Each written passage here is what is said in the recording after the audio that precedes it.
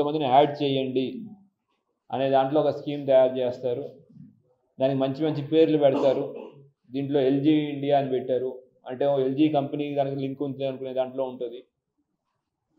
దీంట్లో చెప్పడం ఏంటంటే మీకు దీంట్లో జాయిన్ అవ్వండి, యూట్యూబ్లో వీడియోస్ ఉంటాయి, ఒక వీడియో చూస్తే 55 రూపాయలని, రోజుకి 16 వీడియోలు ఎన్నో ఉంటాయి, 880 రూపాయలు మీరు డబ్బులు సంపాదించవచ్చు.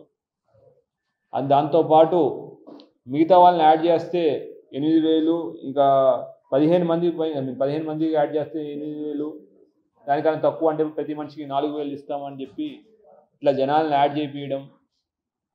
యాడ్ చేసినందుకు జాయిన్ అయిన ప్రతి వ్యక్తి కనీసం 25,500 రూపాయలు దాంట్లోకి కట్టాలి. కట్టిన తర్వాత వాళ్ళకి ఒక వ్యాలెట్, వీళ్ళు ఏంటంటే ఒక వ్యాలెట్ లాగా ఒకటి చూపిస్తారు, చూసారా మీ డబ్బులు దీంట్లోనే ఉన్నాయని చెప్తారు. సరే, అవసరానికి ఫస్ట్లో కొద్దిగా మందికి అయితే డబ్బులు వచ్చినట్టు కూడా కనపడతాయి. ఇట్లా అందరు జాయిన్ అయిన తర్వాత విత్డ్రా చేద్దామంటే మాత్రం డబ్బులు రావు, ఓన్లీ వ్యాలెట్లు మాత్రం కనపడతా ఉంటాయి. వీళ్ళు దీనికోసం ఒక యూపీఐ ట్రాన్సాక్షన్స్, యూపీఐ ఐడీస్, వేరు ప్రాంతాల యొక్క యూపీఐ ఐడీస్ తీసుకున్నారు. మ్యూల్ అకౌంట్స్, అబ్జర్వ్ చేసిన విషయం ఏంటంటే మ్యూల్ అకౌంట్స్ అని, అంటే డైరెక్ట్ కంపెనీతో సంబంధం లేకుండా ఎవరో ఇండైరెక్ట్గా పర్సన్స్ వాళ్ళ అకౌంట్స్ని వాళ్ళు కొంటారు, అకౌంట్స్ కొనేసి ఆ అకౌంట్ వాడుకుంటూ ఉంటారు. ఇట్లా మొత్తానికి మన వితిన్ నిజామాబాద్లో